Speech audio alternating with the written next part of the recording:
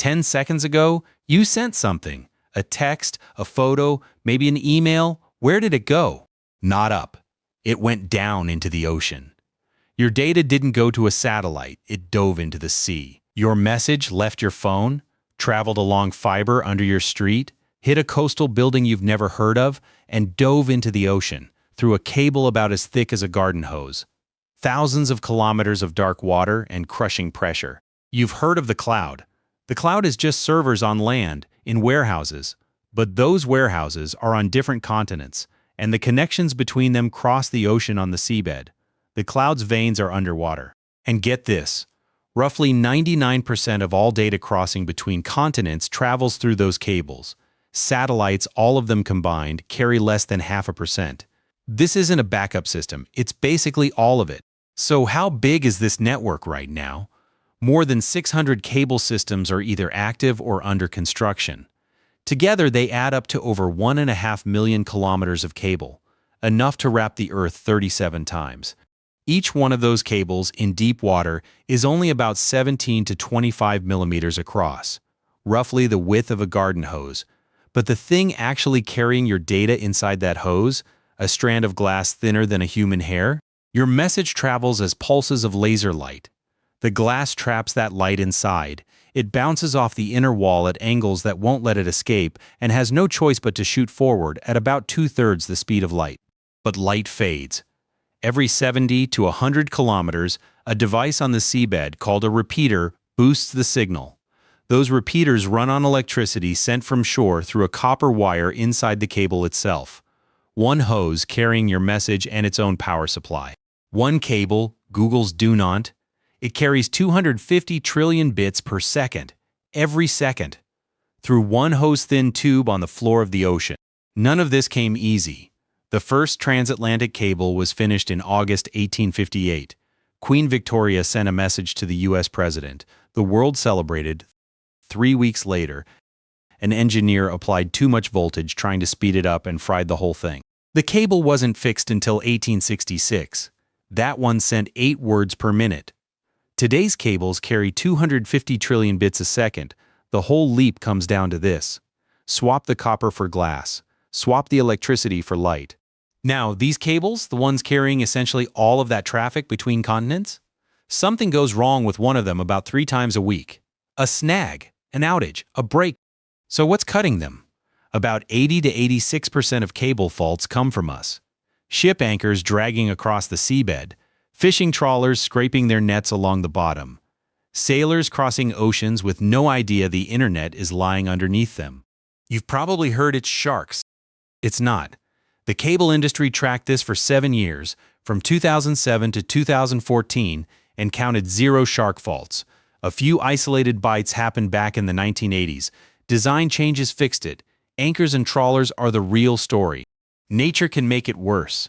In 2006, an earthquake off Taiwan triggered submarine landslides. Over several hours, the ocean floor shifted, dragging cables with it. At least 8 cables snapped in sequence. The seabed moved, and the internet moved with it.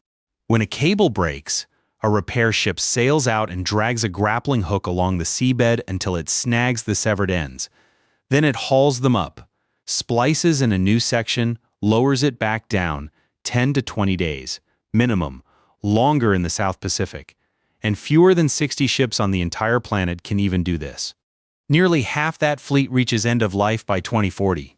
Meanwhile, the amount of cable is growing 48%. Industry forecasts put the shortfall at $3 billion just to build enough new ships. The gap gets wider every year.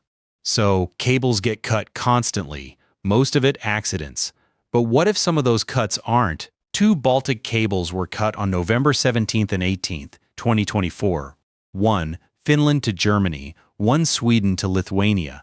A Chinese bulk carrier called Yipeng 3 was tracked passing over both cuts at the exact time. European investigators opened an inquiry and called it suspected hybrid warfare, sabotage dressed up as an accident. 1 month later, a Russian tanker named Eagle S dragged its anchor 62 miles along the Baltic seabed, severing a major power cable between Finland and Estonia. Finland seized the ship. 2 incidents, 2 suspected countries, 1 month.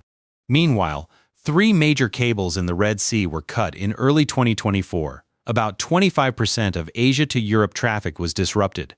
Repair permits alone took up to 8 weeks. The fix waited, the conflict didn't. But one case removed all doubt. In December 2025, a court in Taiwan sentenced a ship captain to 3 years in prison for deliberately cutting a cable. His vessel, the Hongtai 58, a criminal conviction the first of its kind anywhere. Deliberate, proven, sentenced. Couldn't we just use satellites? Starlink is the largest satellite network ever built, but by recent estimates it carries around 20 times less capacity than the undersea cable network. One cable, Google's Dunant, carries bandwidth comparable to a big chunk of the whole Starlink fleet. Satellites are a lifeboat, not a replacement. Taiwan is the sharpest exposed case. Its cables are few and geographically concentrated. A second vessel linked to Chinese entities, the Jingshun 39, was under investigation for a separate cut. Taiwan's Coast Guard had caught ships apparently mapping cable locations on the seabed. One island, mapped, targeted. But Taiwan isn't the only choke point. The Red Sea, the Taiwan Strait, the Luzon Strait. Each funnels dozens of cables through one narrow passage. Hit several at once, and the repair fleet gets overwhelmed. Traffic reroutes, but slower. The geography is the vulnerability. And yet, most of the time when a cable gets cut, traffic just reroutes. A single break rarely causes a blackout. The network has real redundancy built in. The internet you use today, it worked through all of this, which is kind of astonishing. As much as $10 trillion in financial transactions may move through these cables every single day. Every bank transfer, every stock trade, every video call through glass threads thinner than a hair. On the floor of the sea, unguarded, in the dark, anyone with an anchor could cut it. That message you sent at the start of this video, 10 seconds after you hit send, it crossed an ocean, through glass, through darkness, through a tube anyone could cut.